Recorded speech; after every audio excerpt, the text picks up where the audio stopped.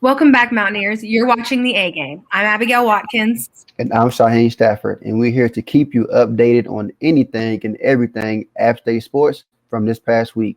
This week, we'll update you on coaches and their contracts, schedule updates on for football season, and recaps as the spring 2021 season continues for all of our App State teams. All this and more coming to you now.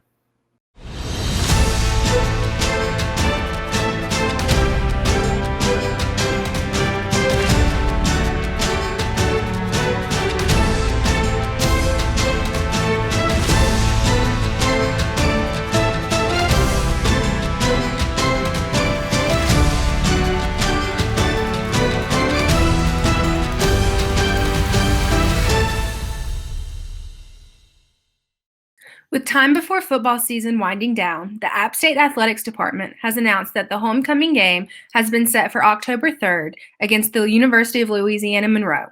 Homecoming is one of the biggest games of the season for any football school, as it has become a week-long celebration for not only the team, but the school as well.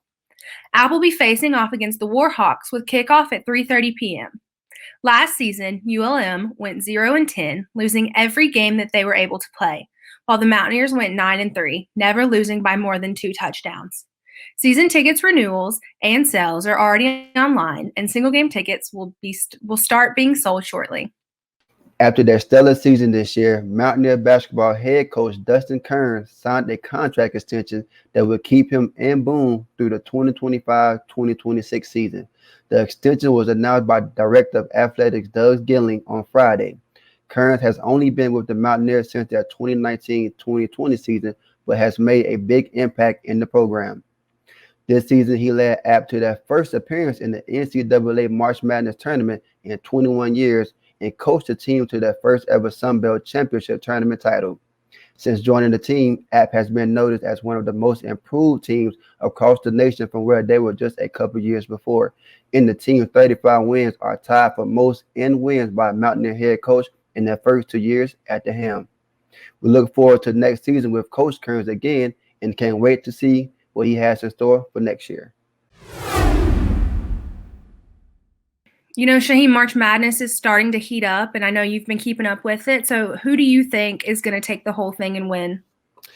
Well, I guess it's no brainer. I'm taking the undefeated team as of now in the Gonzaga Bulldogs. I think that has been just stellar and doing a fantastic job with their core they have now. And I think they're just going to continue to improve throughout the tournament. I think they will go undefeated this season.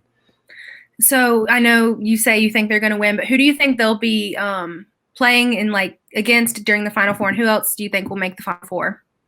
Well, it will be the other number one seed in Baylor, who I think is going to go to the Final Four, and Oregon State, I think, who has been the surprise team of this tournament. I think they have been a shocker to most analysts in the college basketball realm. I think they have done just an amazing job with their team. So I definitely have Baylor, Oregon State, Gonzaga, and UCLA.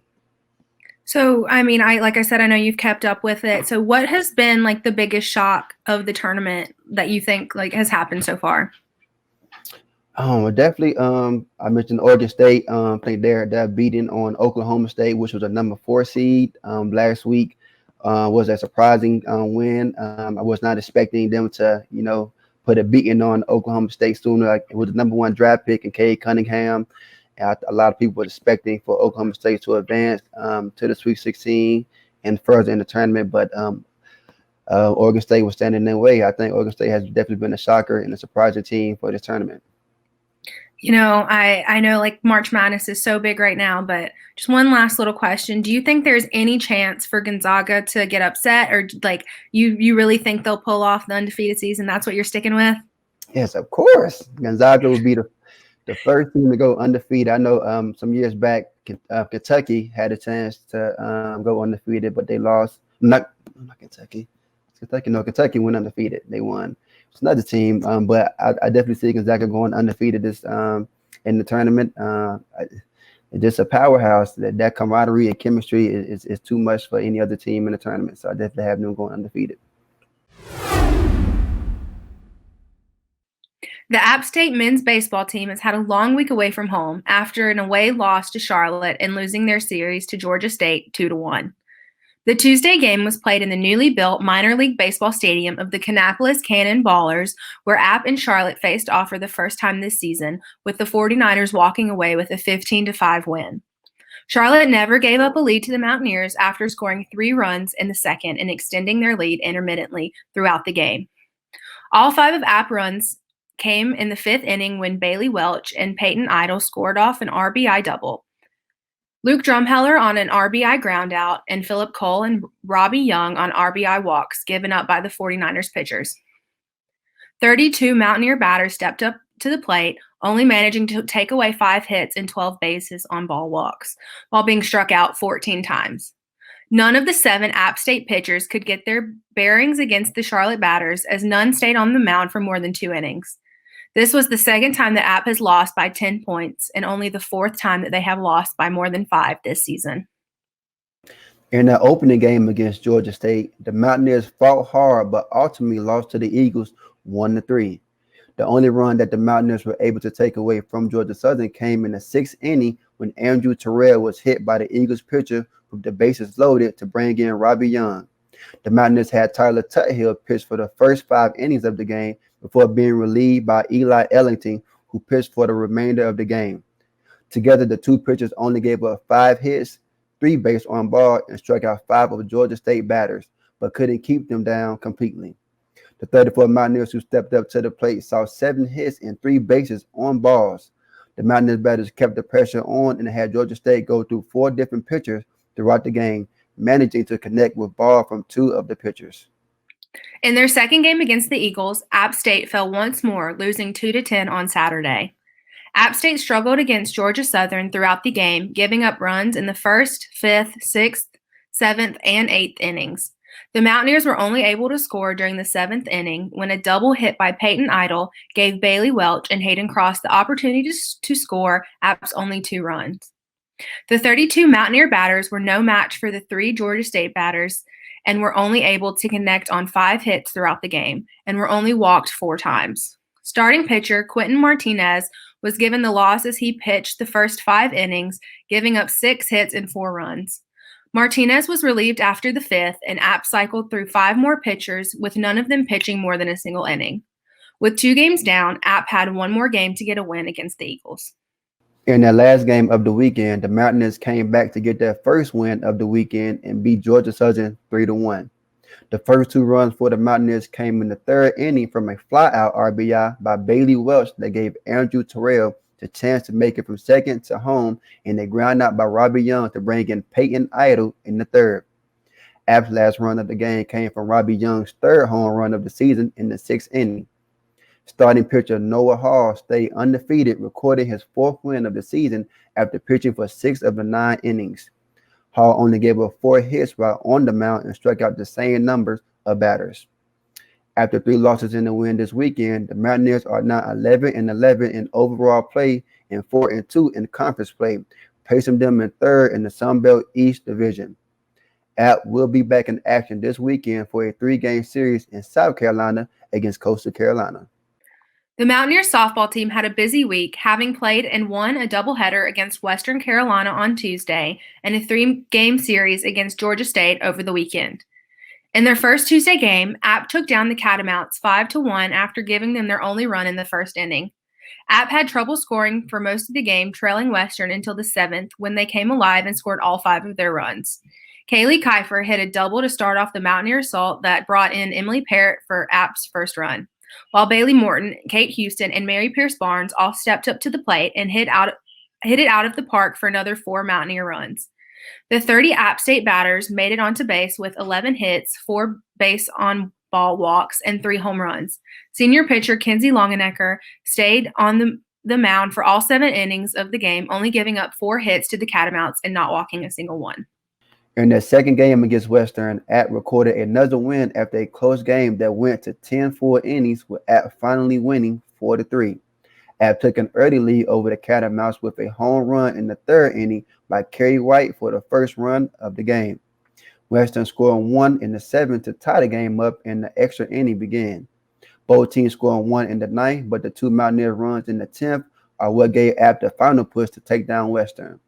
Starting pitcher Sydney Holland faced off against 26 Western batters during the 6 innings that she pitched, only giving up 2 hits and 1 run to the Catamounts. In the 7th, Delaney Buckner relieved Holland and pitched for the last 3 innings, striking out 1 batter and only giving up 2 runs. The Mountaineers runs came off a homer by Kerry White in the 3rd, a groundout that brought in Sydney Martin by Gabby Barado in the 9th.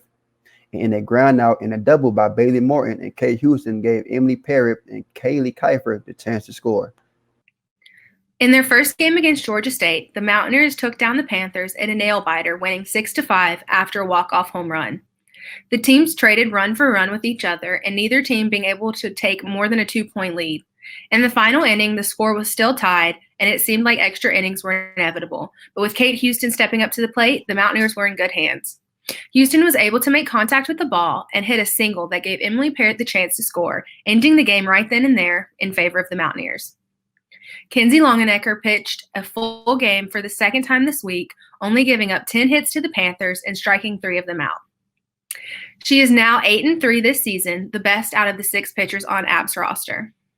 Runs for the Mountaineers came from a 2-home runner by Emily Parrott in the 2nd, a run by Gabby Barato after a passed ball, and a single by Kerry White to bring in Abby Cunningham in the 4th, a Sydney Russell home run in the 6th, and a single by Kate Houston to bring in Emily Parrott for the walk-off game winner. In that most recent tournament, the women's golf team traveled down to Gulf Shores, Alabama to take part in the Bama Beach Bash, finishing 9th out of the 15 teams there. After 3 rounds of 18 holes played by 5 golfers, the Mountaineers finished the weekend with a total score of 936 and a plus 72 overall. App's 9th place finish included 3 round scores of 321, 308, and 307, with their 3rd round score being their best team round of the season. Kayla Ward led the Mountaineers, finishing with a score of 230 and her lowest individual score of her career of 73. Abby Bolt finished 1 stroke behind Ward for a final score of 230. She was also the only Mountaineer to stay in the 70s in all 3 rounds. Sarah Harding, Melanie Chong, and Carrie Catherine Ganin round out App State starting 5, finishing with scores of 238, 239, and 244 to keep App in the open top 10. The event ended with South Alabama taking the crown with a final score of 891 and a plus 27 on the day. The Mountaineers are taking part in the Georgia State Invitational, and we'll have updates on that next week.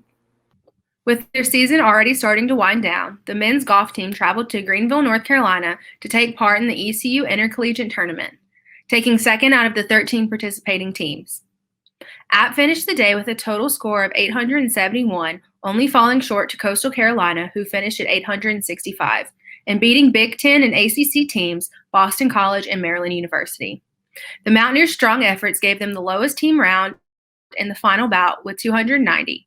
4 of the 5 participating App State golfers finished in the individuals' top 20. Jake Lane and Justin Morgan stayed neck and neck throughout the entire tournament, and both finished at 217 strokes and tied for 6th. Sphera Haraldson finished at 15th with a total score of 219, just behind Lane and Morgan, and the 220th finish by Dylan Lukes finished the 19th place spot for the Mountaineers. Timotheus Tirto Tamardi rounded out the Mountaineers with a final score of 221 for a finish of 24th place. This was App's 7th consecutive top 3 finish this season, and will have the week off before they head to Kannapolis, North Carolina to take part in the Irish Creek Intercollegiate. The Appalachian State field hockey team traveled way down the mountain this week to play in a 2-game series against Kent State, losing their first game 3-4 and their second 0-1. In their first game, the Mountaineers fell in a close game to the Golden Flashes 3-2 after 60 minutes of play. Goals for App State came from Rachel Flea with an assist by Carly Choco in the second quarter after 19 minutes of play, and an unassisted goal by Megan Smart in the third after 42 minutes of play. All 3 of Kent State goals came in the third when a barrage of more than half of Kent State shots for the entire game came towards the goal. Almost all of the shots were saved by sophomore goalkeeper Addie Clark, but 3 made their way into the net to give Kent State the lead. The Mountaineers were able to fire off 5 shots with 4 being on goal and were able to save half of the shots on goal by the Golden Flashes. After losing their first game, the Mountaineers tried their hardest to record a win on the weekend, but still fell to the Golden Flashes again, 0-1. The Mountaineers fought hard, but even after 60 minutes of play, couldn't connect with the net to score a goal on Kent State. The team was able to hold the Golden Flashes to a single goal during the game that came from Kent State's top scorer early in the game. App was only able to fire off 9 shots and held the Golden Flashes to the same number. 5 out of the 9 Mountaineers shot attempts came from Frederick Stegen and Veerle van Heertem, but none were able to connect. Sophomore goalie Addie Clark was able to save 3 of the 4 shots on goal that Kent State attempted, and in a plan to score in the final minutes of play, Clark was taken off the field for the final 5 minutes of play to give App an extra offensive advantage to try and force overtime. The Mountaineers are now 3-5 overall this season and will be back in action again next week to play 2 games against the 2-3 Ohio University Bobcats. With their season starting to wind down, the App State women's tennis team traveled down the mountain to face in-conference rivals Georgia State and Georgia Southern, winning 4-1 in their first match and both winning and losing in their second. In their first match of the weekend, the Mountaineers took down Georgia State in a 4-1 victory that brought the Mountaineers their 4th win of the season. On the double court, both the Maria Zacharias and Sanaya Alashina and the Helena Johnson and Sandra Angleso pair took courts 1 and 2 to clinch the double points for App State.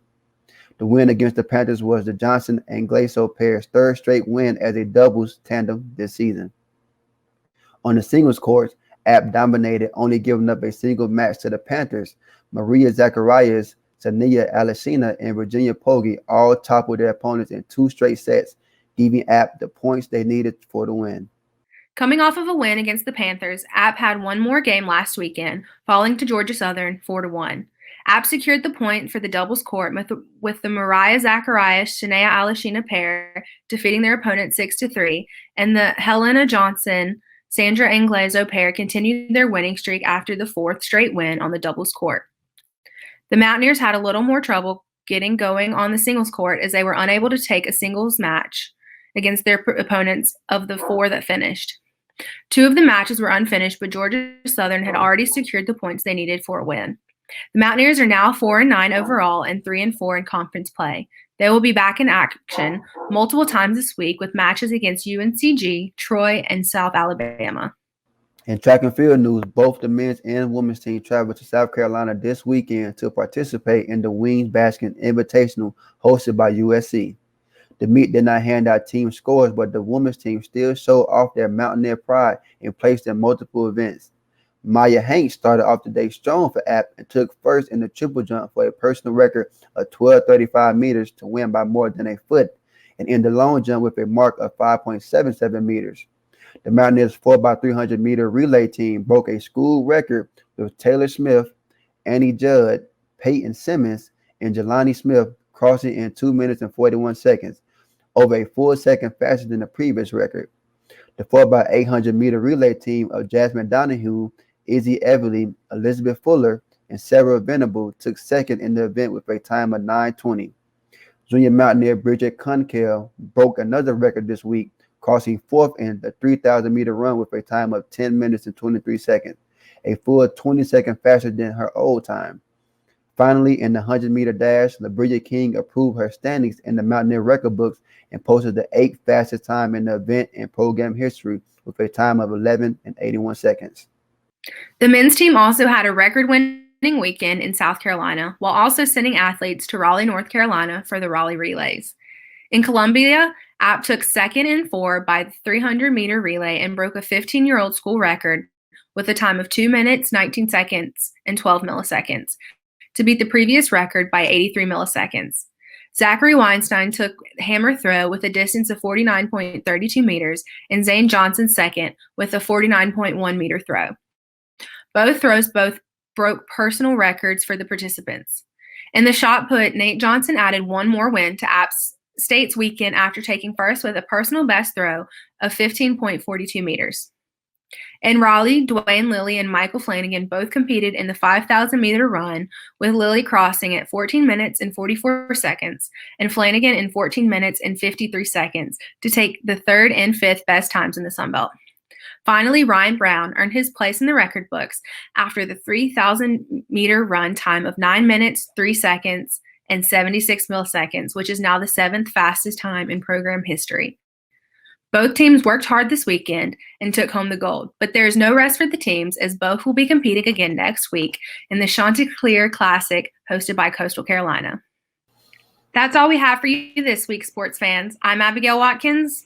And I'm Shaheen Stafford. Tune in next week to stay up to date on all things Appalachian State sports.